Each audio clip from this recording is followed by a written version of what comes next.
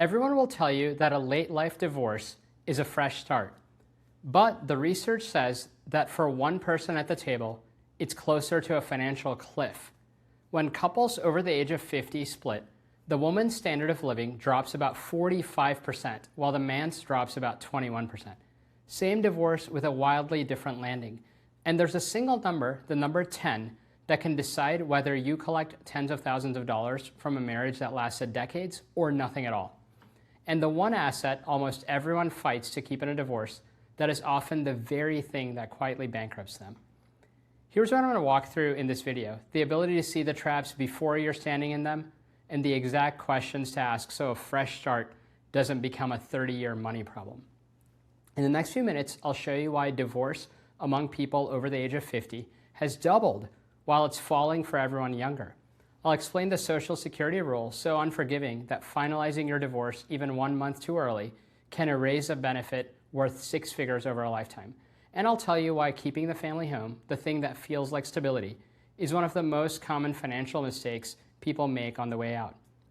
If you know someone standing at this crossroads, please send them this video before they make any major decisions. It could be the most valuable 15 minutes of their entire year. I'm Neil K. Shah, a Johns Hopkins and NIH-funded caregiving researcher and the CEO of QDRO. I've helped thousands of families navigate aging, dementia, and serious illness. And money is almost always the fault line running underneath all of that. I'm not a clinician and I'm not an attorney. I'm a researcher and innovator in caregiving, and my job is to hand people the map so that people can watch this and learn instead of learning it the hard way. So let's start with the thing that surprises people the most: the scale of this. For decades, divorce in America has been declining. Younger couples are marrying later in life, more deliberately, and splitting up less. So you'd expect divorce among older adults to be falling too. Well, it's doing the opposite. Researchers at Bowling Green State University, Susan Brown and I-Fen, who essentially named this field, found that the divorce rate for adults over 50 doubled between 1990 and 2010. For people over 65, it nearly tripled. In 1990, roughly 1 in 12 people getting divorced was over 50. Today, it's closing in on 4 in 10. They call it the gray divorce revolution. And the part that makes it a real trend and not just a blip, it's still climbing for the oldest group, the 65 plus. And these aren't short marriages that are flaming out. When a first marriage ends in a gray divorce, the median length is 29 years, and a full quarter of them lasted 37 years or more. Let that land for a second. People are walking away from marriages that are older than grown children. Why is the one generation that's supposed to be settling down splitting up faster than anyone? Well, part of it is simple math. We're living longer. When Brown's team looked at the drivers, the real answer was less dramatic than headlines. It wasn't mainly the empty nest or the retirement or a health scare. Those weren't the strong predictors. What predicted it was the marital quality itself, and whether it was a first marriage or a later one. Remarriages fail at roughly 2.5 times the rate of first marriages, and the baby boomers remarried more than any generation before them, so kind of stacking the deck against their favor. Add 30 years of life expectancy since your grandparents' era, and a marriage today that's merely tolerable at age 50 looks very different when you realize you might be living with it until age 90. And now Generation X is walking into the same zone right now, carrying its own high divorce history from its 30s and 40s. So this wave may not be cresting anytime soon. Now that's the background. To understand how we got here, you have to understand that for most of American history, walking away wasn't even an option. Before 1970, you couldn't just get divorced because you were unhappy. You had to prove someone was at fault. Adultery, cruelty, abandonment, things like that. Often in open court and often, something humiliating. So a strange industry sprang up in the desert. Nevada, that was hungry for revenue, slashed its residency requirement to just 6 weeks in 1931, the same legislative session that actually legalized open gambling. Suddenly, Reno became the divorce capital of the world. You'd move into a ranch for 6 weeks, establish residency, walk into the county courthouse, and walk out single. More than 30,000 divorces were granted there in the 1930s alone. The Vanderbilts, Rockefellers, movie stars like Rita Hayworth all made the pilgrimage to Nevada. That whole world ended in 1969 when the governor of California signed the nation's first true no-fault divorce law. you could now end a marriage over irreconcilable differences, no blame required. Who was the governor who signed it? Ronald Reagan, himself divorced from the actress Jane Wyman. Within about 15 years, nearly every state followed, and New York held out until 2010. Ronald Reagan later said that signing that law was one of the biggest regrets of his political life because divorce rates more than doubled in the year after. So hold that thought, by the way, that easy divorce is not the same as safe to divorce, because there's a difference between easy and safe, and that's kind of the through line of this entire video. Now the number that surprised me.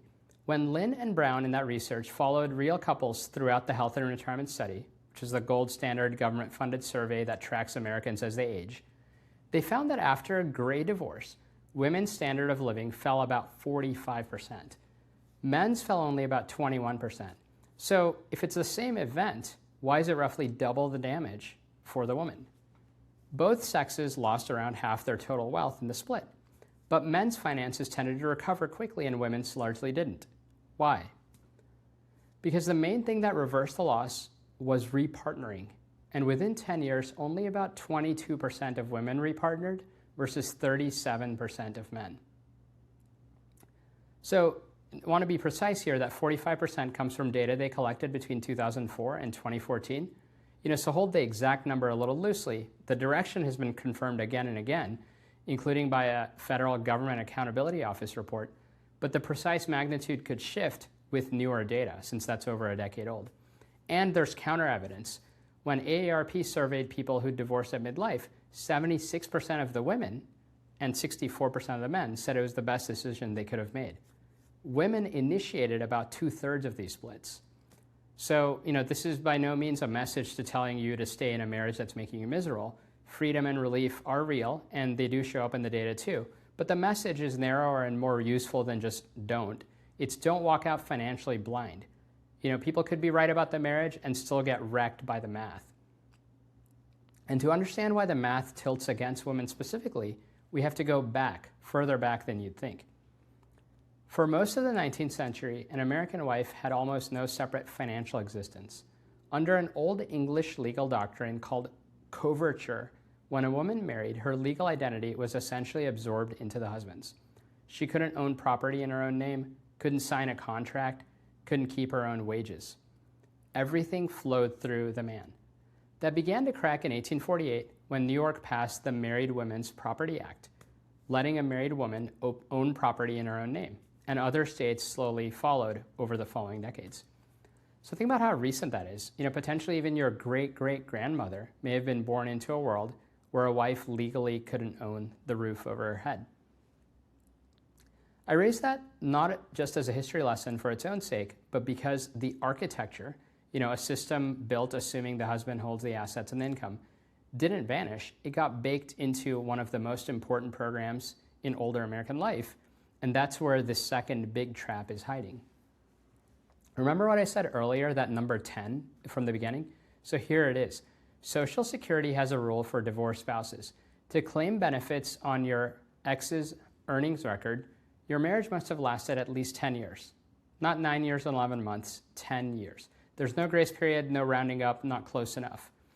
There are people who finalize a divorce a few weeks early, sometimes just to be done with it, and unknowingly walk away from a benefit that could be worth well over $100,000 across a retirement. Here's how it works, and it's genuinely generous if you don't mess it up. If your marriage lasted 10 years, and you're currently unmarried, and you're at least 62 years old, and your own benefit would be smaller, you can claim up to half of your ex-spouse's full benefit, and if your ex has passed away, up to 100% as a survivor. You can do this even if your ex has remarried. It doesn't reduce their check by a single dollar, and they never even have to know.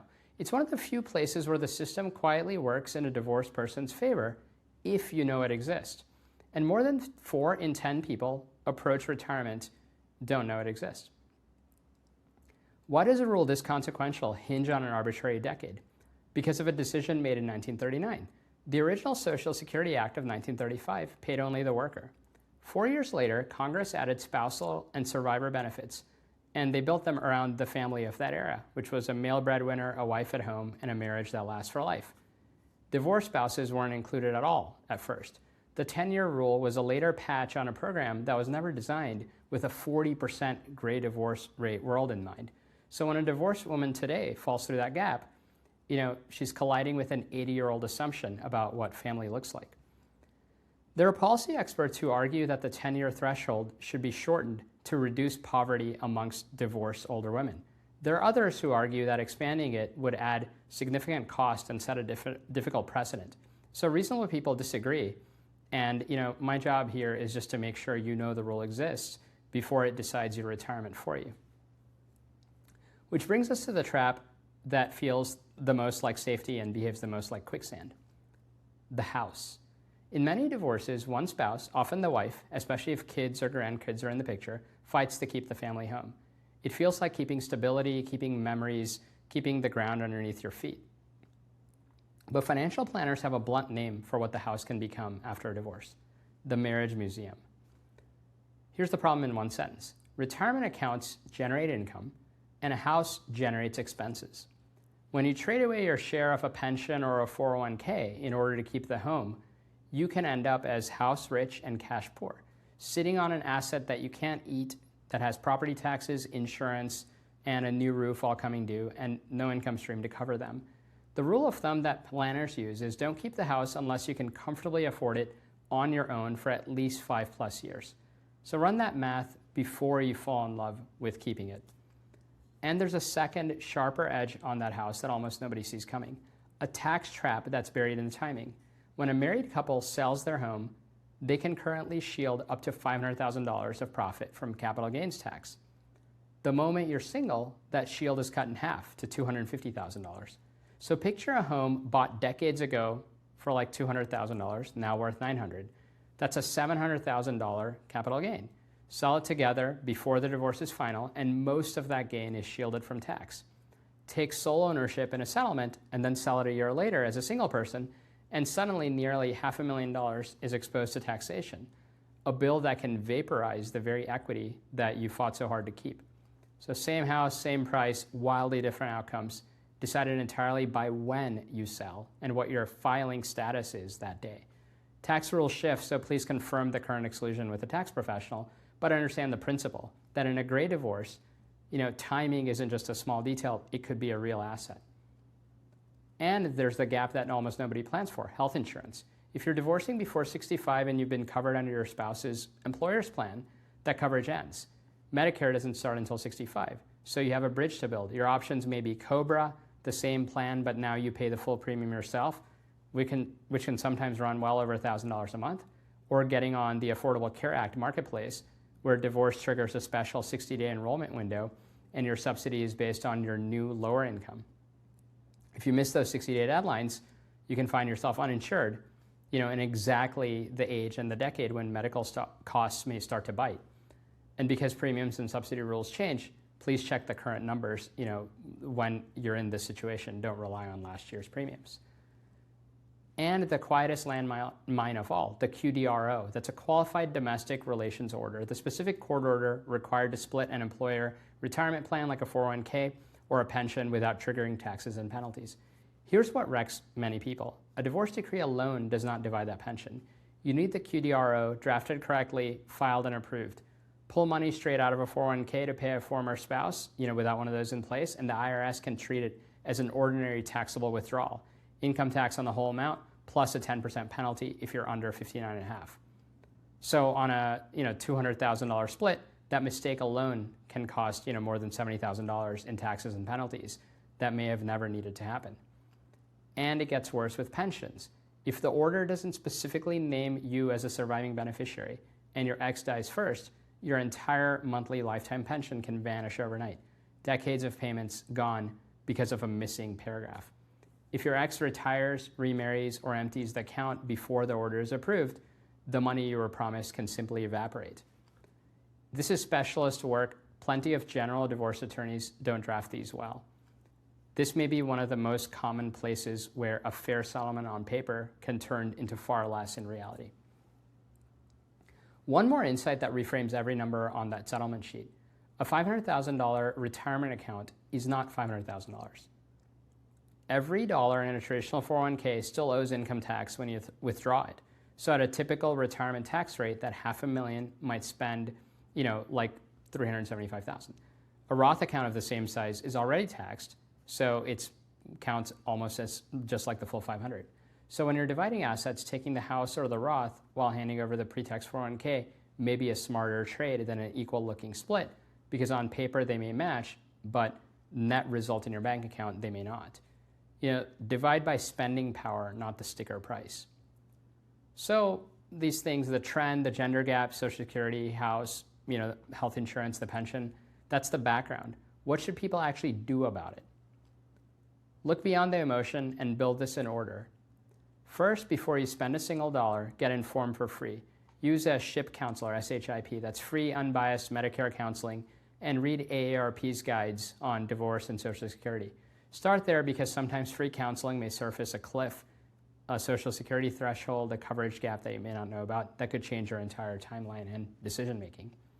Second, build a complete marital balance sheet, every account, every pension, every debt, and get any pension professionally valued. Then value every account by its after-tax spending power, not just its sticker balance. A pension could be worth far more than the number on a statement, and it's routinely undervalued in settlements. And have a professional attorney submit the QDRO for the plan administrator's pre-approval during the negotiations, not after a decree, so that the account can't be quietly drained while the ink dries. Third, protect that 10-year Social Security line if you're anywhere close to it, and compare your own benefit against the ex-spousal and survivor options before you finalize timing. Fourth, map your health insurance bridge to 65 on paper. COBRA versus ACA Marketplace versus your own employer plan. Match those with deadlines on a calendar. Fifth, assemble a small team. An elder law attorney, you could find one through the National Academy of Elder Law Attorneys, and a certified divorce financial analyst, a CDFA, whose entire job is to model out how a settlement plays out over decades, not just at signing. And when it's safe to do so, with no hidden assets, no coercion, no severe power imbalance, favor mediation over litigation. It's usually much cheaper, faster, and far less corrosive to the family relationships that you'll still need on the other side. Sixth, people forget this constantly. Update your beneficiaries, your will, your power of attorney, your healthcare proxy, all those immediately. Those do not change automatically when you divorce. Stale paperwork has previously sent life insurance payouts to an ex-spouse who everybody had forgotten was still listed. Now, you may have also seen scary headlines linking divorce to dementia. And here's the real truth. Some studies have found an association between late life divorce and worse health, more loneliness, even cognitive decline. But when researchers at Bowling Green dug into the cognitive question specifically, the apparent link for divorced women largely disappeared once they accounted for money, social support, and stress. So in other words, it may not be the divorce that's harming the brain, it may be the poverty and the isolation that can follow it. I think that's a crucial distinction, and it may actually be good news.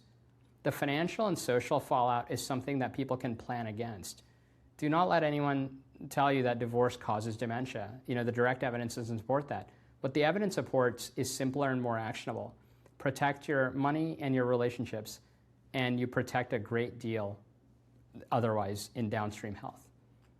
And here's the last thread that ties the whole mission together. A marriage is also quietly a caregiving arrangement. Often your spouse is the built-in future caregiver. End a marriage at age 70, and you may have just removed the person who would have driven you to chemotherapy, managed your medications, noticed or helped you with a fall. That care doesn't disappear, it just shifts, usually onto adult children who are already stretched thin, what they call the sandwich generation, caught between their own kids and their parents. So if you're facing this decision, have the honest conversations now, out loud, with the people who it will land on. Who will show up when you're 80 and you need care? Plan for that vacuum before it happens, not after. So I'll leave you with the picture here that stays with me. It's not the courtroom, it's a kitchen table a year after the papers are signed, and someone doing the math they were never shown how to do. On the mortgage, the insurance premiums, a Social Security statement that came up short because of a rule that they didn't even know existed. The tragedy in that room was never the decision to leave. Many people stand by that. The tragedy is that no one handed them a map first, and that the fine print stayed hidden until it was the only thing that they realized was on the table. I hope people have the map now. If there's someone in your life standing at this crossroads, a friend, a sister, a parent, please share this with them before any major decisions are made. I'm Neil K. Shah, and let's help take care of each other. Thank you.